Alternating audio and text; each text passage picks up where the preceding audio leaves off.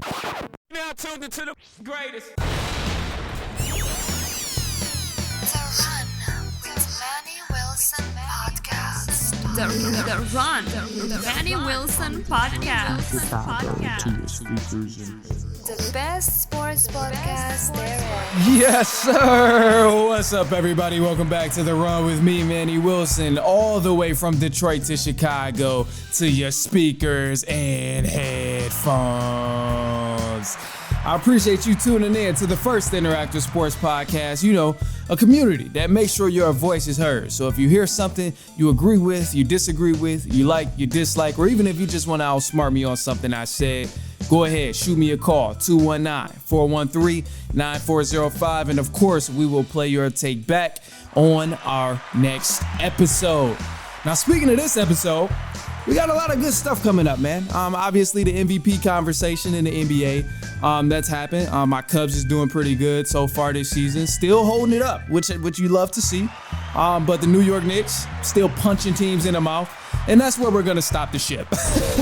Because we got to talk about this, man. The Knicks, this is like the most New York-ass team that there is, bro. They're playing just like a New York Knicks team. And when you think of the Knicks, especially like later or in the past of the playoffs and stuff, back in the day with Patrick Ewing, John Starks, all of those guys, you think toughness, right? You think, the Knicks are a tough team. They're physical. They play like, they're bullying Jordan, trying to push him down and fight the Pistons.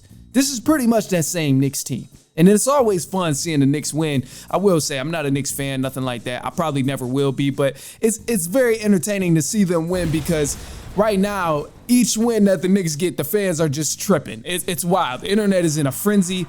And if you're not on Knicks Twitter, Knicks Facebook, whatever, you need to get on there because Knicks fans is just insane. They're pretty much the Cowboys of the NBA. Knicks fans are entertaining as hell. It's a wild place there after every single Knicks win. And maybe it's the same way with the Giants or Jets. I just haven't caught on. Who knows? But definitely with the New York Knicks, oh my gosh, this is a wild, wild scene every time they win. But the thing that's even cool, and it's going to get better for the Knicks fans, is the New York Knicks, they're about to beat the Pacers in 5 games. Whew, crazy. But they play better defense. They grab crucial rebounds, and they have an aggressor on the offensive end, which is going to help them a lot in Jalen Brunson. But even though it may not show for the offensive rebounds and the rebounding in the game, man, when you break it down into the stretches of the game, like when teams need extra possessions and when the Knicks need to get the ball back to score, they somehow always end up getting the ball back to score. Because if you look at the totals, it looks fairly even. If you don't watch the game and you just look at the stats, you're going to see, what do you mean the Knicks are dominant on the boards? They got the same amount of rebounds. They're getting out-rebounded by the Pacers. What do you mean? Yeah, I know they don't tell the whole story, but looking at the eye test and when you watch these games, you will see exactly what I mean. If you watch a New York Knicks game, you'll see Josh Hart literally flying from the three-point line to grab a rebound, flying from the other side of the court to grab a rebound. OG Anunoby doing the same thing, flying across the court to grab a rebound and pass the ball right back to Jalen Brunson so he could be the one to shoot. Because he's the offense. Jalen Brunson is the offense, which I'll touch on in a second. But literally, the Knicks are winning these games. They beat the Philadelphia 76ers by punching them straight in the face. And they're beating the Indiana Pacers by doing the same thing, by literally just punching them in the face and being more aggressive. They're winning the 50-50 balls. They're grabbing the crucial rebounds. They play defense, and they pass the ball to Jalen Brunson to score. None of these teams have been able to stop Jalen Brunson, which I'll tell you why in just a second, but the Knicks aren't stacked offensively. They don't have a beret of three-point shooters or a stacked roster full of three-point shooters. They don't have ISO players who can create a shot anytime. No, they literally just play like they want it more, and this is what's been helping them because each time they're going to fight for the loose balls, and best believe they're going to get the loose balls if it's out there. So you got to keep that in mind, but once they grab the ball, what do? Pass to Jalen Brunson. Jalen Brunson here, he is the guy. He is the guy that's orchestrating the Knicks offense and ultimately why the Knicks are having a lot of success. And offensively, teams are letting this guy go 1v1 each time. And I just don't understand it. Because a guy like Brunson, if you let Jalen Brunson go 1v1 every time, it's going to result in a bucket every single time he goes 1v1. That's just what's been happening, and that's what's going to continue to happen if you don't bring an extra defender. I need to see some sort of adjustment. I failed to see Philadelphia make the adjustment of bringing a double team toward Jalen Brunson or blitzing him or just like throwing a different look at him to get the ball out of his hands. So yet the Indiana Pacers are doing the same exact thing. They're not getting the ball out of Jalen Brunson's hands, and this is what's hurting them because not only is the Pacers offense a little stagnant, which I'll touch on, give me some time, but the defensive end is really what's killing them. We've seen, I think it's Tyler O'Connell. We seen O'Connell. He locked up. He was playing great defense on Brunson, holding his own, making Brunson work, and that's the best thing you can hope for when you're playing against a great defender. But it's kind of messed up that they leave that guy on the island the whole time. Or when he comes out the game, they go back to letting Halliburton get chopped up or whoever else is guarding Brunson get chopped up. No, with great players, you are idiotic if you have the chance to double and get the ball out of their hands. You're idiotic if you don't do it. You got to take advantage of these things. Because if not, they're going to continue to score over and over and over again. And now you're going to find yourself down 12 with 4 minutes left in the game. And their starter caught fire. Now he's not missing a single shot at all. So you got to switch some things up. And that's what I'm witnessing from the Indiana Pacers. They have yet to switch it up. I think one game they'll get it right. But other than that, Knicks, they're going to continue to punch him in the mouth. And then on the offensive end, Indiana Pacers is in trouble. They're in trouble. Oh my gosh. This offense, this is not what we seen earlier in the season, even in the in-season turn. This is not the offense that I'm used to seeing from the Indiana Pacers, bro. They need an aggressor. It's been bothering me watching his team play because they have so much talent and they're filled with so much talent of Siakam and Halliburton on the same team and even Turner. Like they have so much talent on this team, but it's been bothering me because nobody is an aggressor. And I put this on the blame of Halliburton because he's the one with the dominant skill set, probably one of the most skillful guys on that Indiana Pacers team, but yet he's not being aggressive and making sure this offense has opportunities to score outside of him. And what I mean by that is that if Halliburton starts rolling, he starts balling out like he did in the first half of game 2, where he had 22 points at half, it makes it easier for other guys to get involved in the game because now all the attention is on Halliburton to score.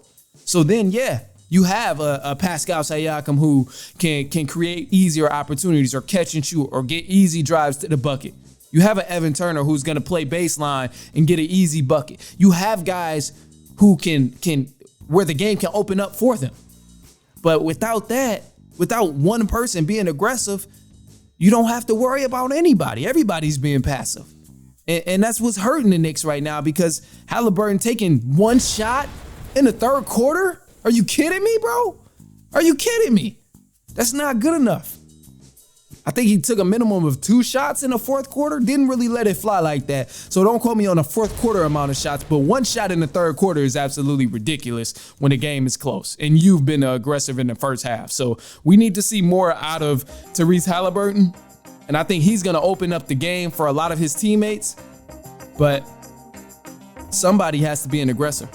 And they definitely got to play a lot better defense on Brunson in defending him because that's literally why the Knicks are scoring. That's why you see Josh Hart, DiVincenzo getting their buckets because by the time Brunson has already opened up the game and made the focus on him, teams are trying to adjust to that. They're paying more attention to what Brunson is doing on the floor, leaving opportunities for Josh Hart to get an easy layup in the lane, leaving opportunities for DiVincenzo to get an easy open 3-pointer.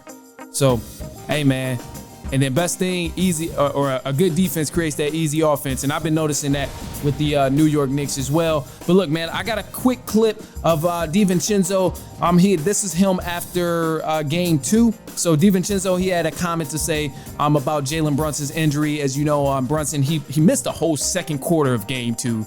And the man still finished with 30 points, which crazy, which is insane. But anyway, this is DiVincenzo on Jalen Brunson and that next step mentality. I think there's a blueprint here that Tibbs has laid out, and no matter who's on the court, everybody follows, that and doesn't go outside of themselves. So no matter, who's in the game, we know what we're looking to get. And, any game that we play, as long as we defend and we rebound and we have low turnovers, we can win any game. And, that was the mindset tonight.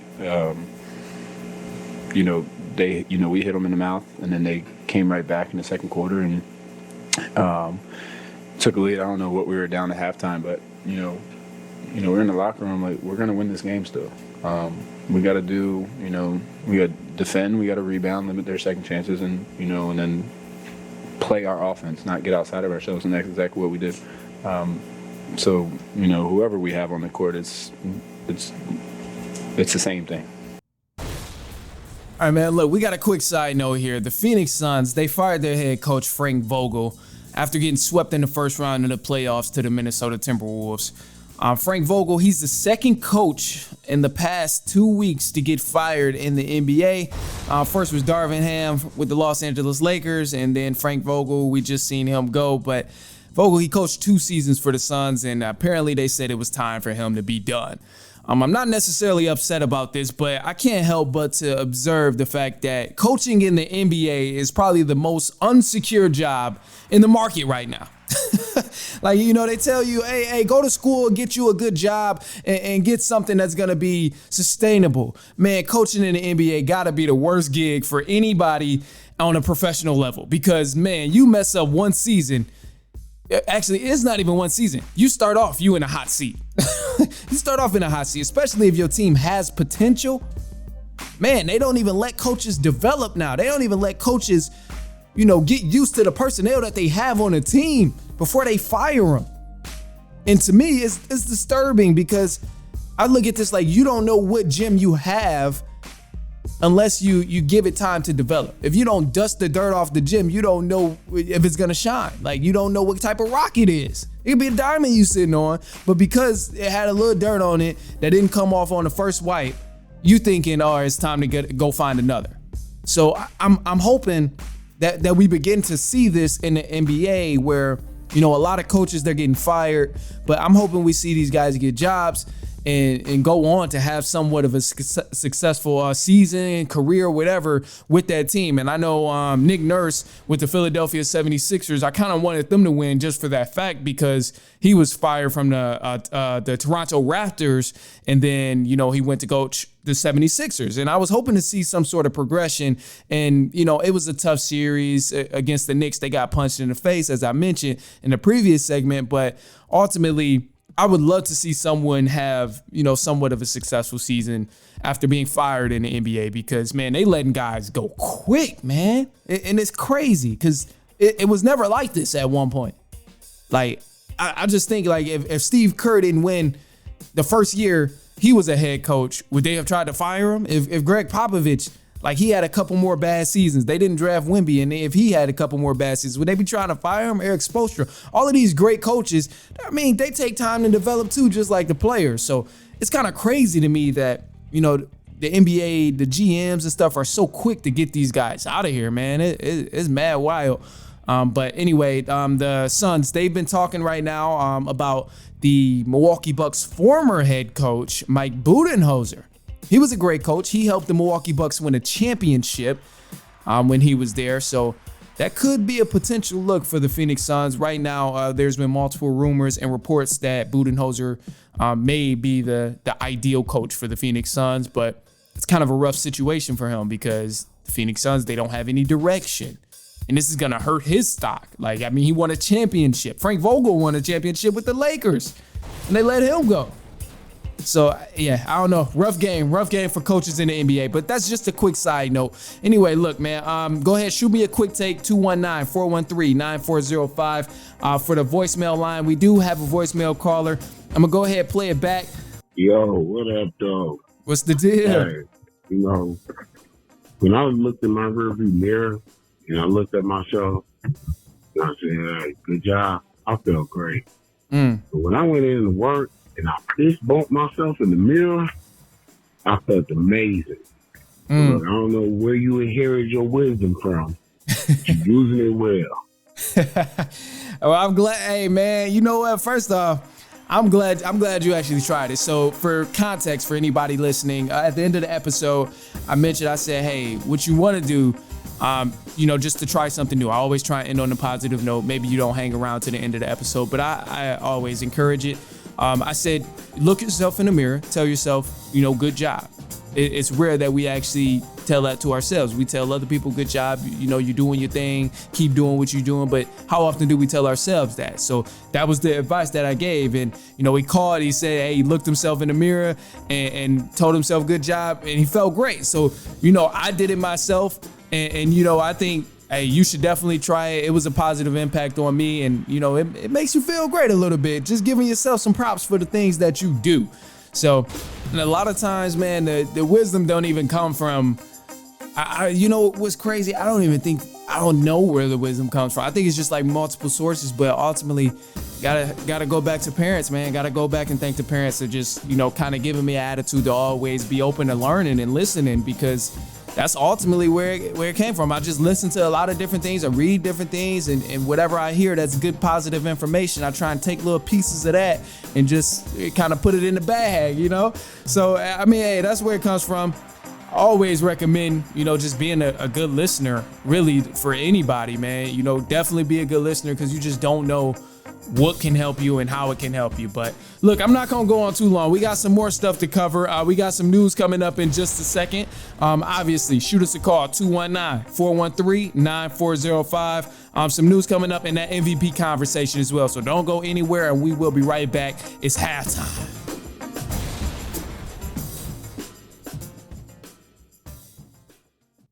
Now, before halftime, of course, got to take me a couple of sips of tea. It's time to reset. So let's have a conversation, I guess. Let's do that. Let's have a conversation. I don't know if I'm going to do this every time.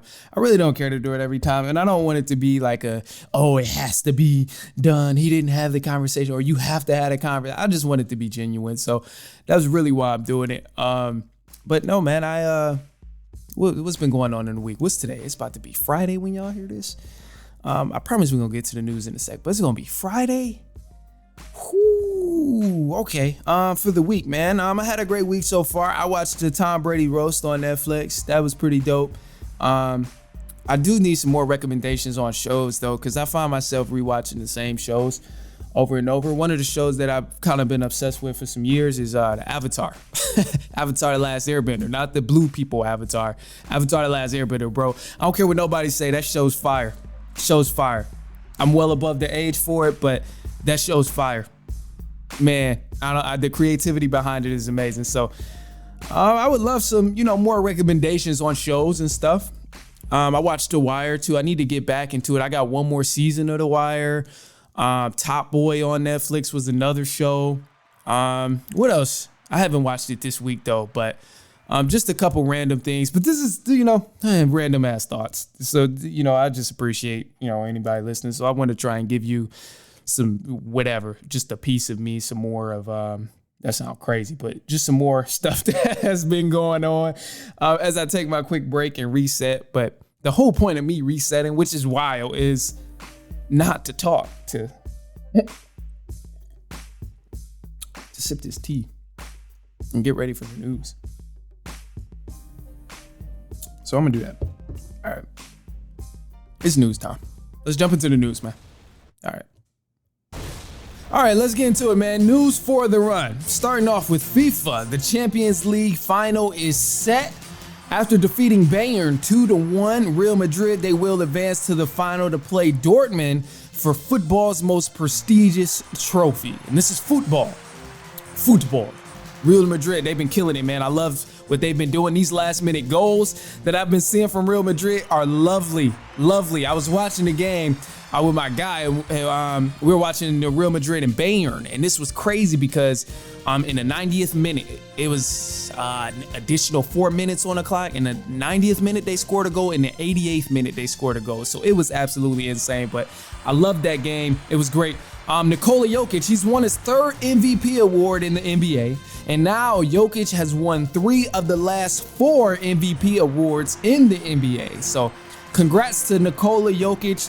A lot of people didn't think that he deserved the award, but hey, man, he ended up winning. He received the most votes for it, and I'll crack that down in just a second, kind of give you a breakdown of all the votes and stuff and what I think about what was fair and what was not. But anyway, man, let's jump into the playoff picture because a lot of playoff games are going on. The Minnesota Timberwolves, they're leading the Denver Nuggets right now 2-0, and you can catch that game tonight, Friday, 9 p.m. Eastern Standard Time. The New York Knicks, they'll also be playing the Pacers on Friday. The Knicks, they lead the Pacers 2-0. The Boston Celtics, they just got upset in a game at home against the Cleveland Cavaliers. So now that series is tied 1-1. And as of right now, we are watching the Dallas Mavericks battle it out with the Oklahoma City Thunder. It's 25 seconds left in this game. It's looking like the Oklahoma City Thunder are about to lose. So that means I'm correct because I said the Dallas Mavericks is going to win this series in 5. So good to see the Dallas Mavericks steal a game from the Thunder at home. Anyway, look, man, let's go ahead and jump into the Cubs. So the Cubs, really quick about the Chicago Cubs, bro. Big game from Imanaga. He's been doing his thing. They recently just lost the series against the Padres. I'm not really pressed about it, but we've seen extreme promise for the Chicago Cubs so far. Cody Bellinger in his first game back, he had 3 hits and he hit a homer. Bush hit a huge walk-off in this series. That was crazy. And the Cubs, they won 3-2. But there's been a lot of different things, with the Cubs that's raising speculation of expectations, really, and what type of expectations we should have for the season. First and foremost, let's talk Cy Young. Shota Imanaga, in that series, or it was the second game against the Padres, he pitched 7 innings, had 8 strikeouts, only 2 earned runs, and he currently has the lowest ERA in all of baseball, which is 1.08. This is the best in the MLB. So I'm saying you got to give this guy to Cy Young. You got to at least have the conversation because there's other people in the league that's doing this, but nobody that has this low of an ERA, in this many games that's been played. So, I want to give credit to Shota Imanaga, bro, really just showing that he is the best pitcher in the MLB this season up to this point. There was a lot of speculation about so many other pitchers in the league of what they're going to do. Yamamoto from the Dodgers, he had a lot of speculation. Obviously, Ohtani had a lot of speculation as well, and those guys are still great, not to discredit them at all, but Imanaga was kind of slept on, and at least maybe to me, maybe I didn't have the expectations of expecting Imanaga to go out here and do what he's been doing, but he's been balling, man. I think this is great for the Cubs. This is going to help them ultimately win their division. It's going to probably be even more than that. Who knows? But they're getting Suzuki back. It's going to help a lot. But I think it's possible the Cubs win their division just kind of for the fact that the main competition right now is the Brewers. They're the biggest competition that the Cubs have in this division, and they've been playing great. They got some guys on that team who's been really balling out this season. Hoskins, he's leading their team in home runs. Contreras, he's been doing good, playing great. But I don't think either team, whether it's the Cubs or Brewers, would wash each other in games. But, it's kind of going to be a battle either way. So with that being said, I think at least the Cubs have a shot to win their division. Coming into the season, we didn't know how we were going to look. I don't think we expected Imanaga to pitch the way he's been pitching. We knew Bush was, had a lot of potential. We knew he was going to be somewhat decent, but he's been playing on another level. And, ultimately, man, this is great for the Cubs. This is great for the Chicago Cubs. Anyway, look, man. Hey, let's move on real quick because the conversation that you were probably waiting on and the conversation that a lot of us was waiting to have is Nikola Jokic, man. Nikola Jokic, he got himself another MVP, and he joined a small group of NBA stars to win 3 MVPs. This group got guys like Wilt Chamberlain, LeBron, Michael Jordan, Kobe, Larry Bird, and a few more people too. But Nikola Jokic now joins this elite club of NBA MVPs. And people want to have the conversations now, like, is he one of the best centers to ever do it? Is he one of the best bigs to ever do it? I don't think it's time to have that conversation just yet. Maybe get a few more MVPs and then we can have a conversation. Definitely get a few more championships. And of course we can have the conversation. But, despite people hating on Jokic for winning the MVP, personally, I don't think he should have won the MVP. But I want to look at the votes before I discuss, why he should or shouldn't have won the MVP. This thing is absolutely crazy. Looking at the votes. Jokic received 78 first place votes for the MVP award. Shai Gilgeous-Alexander, who a lot of people thought should have won MVP, and I thought he should have won MVP just based on star power and his skill set that he has. 15 first place votes in the NBA.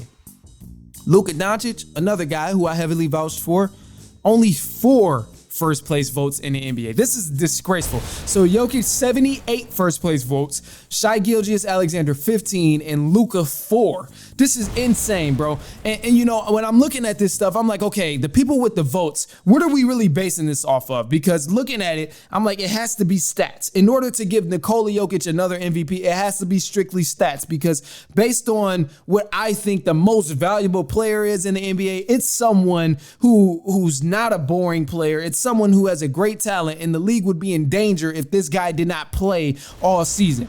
When I think of this, the league would not be in danger if Jokic didn't play all season. We would miss the numbers and the statistics, but no, we would still have a lot of entertainment, because Shai Gilgeous-Alexander is a very entertaining young man that when he's playing in the NBA. This man is crazy. But most valuable player, to me, means like if this guy went down, if someone went down in the league is going to be hurt. People are not going to care as much. People won't be as entertained of the matchups that we're going to be watching.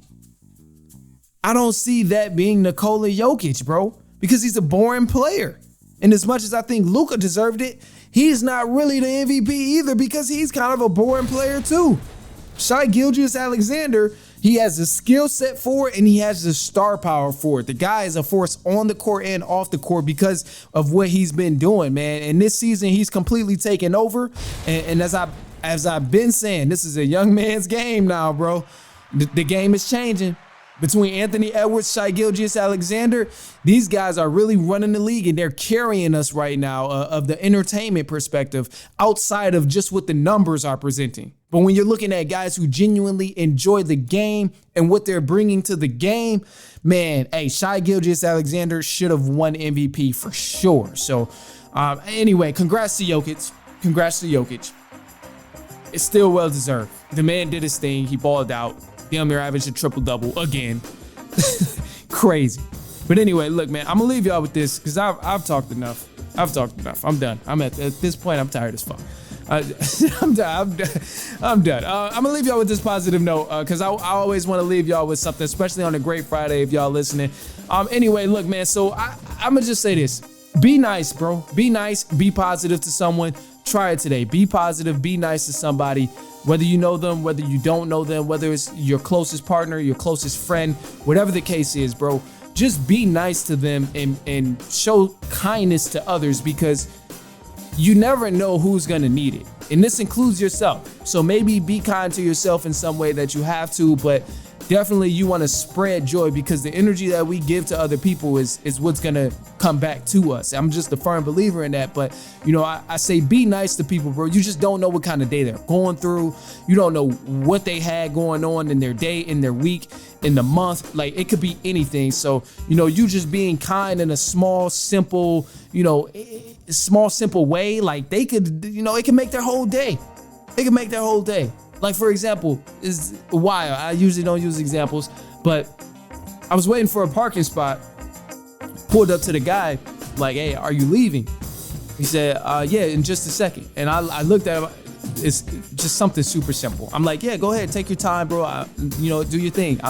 Just take your time, whatever. And he looked at me, smiled hard as hell. In a way, it was kind of creepy. Not gonna lie. I'm like, what the hell? Like, what did I say to this man? But all I said was, take your time. Like, go ahead, take your time, brother. Whatever, do you. This man smiled hard at me, got in the car. As he was about to pull off, he got back out, looked at me and said, were you in the army? I said, nah. I said, no, I wasn't in the Army. He said, you're so patient. Like, I really appreciate that, man. It's hard to, like, you don't find that nowadays. He was like, I appreciate that.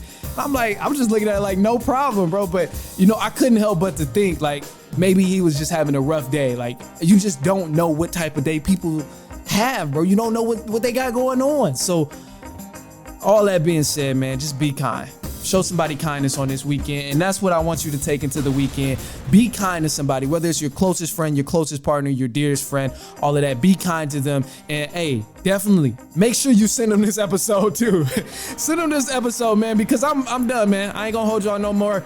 Send this to a cousin, a brother, an aunt, an uncle, a niece, a nephew, anybody you know will enjoy this. Maybe I talked about their team, their player, something that made you think of them. Go ahead, send it to them. I promise you, they not gonna mind. In worst case, they just won't listen, and who cares, whatever.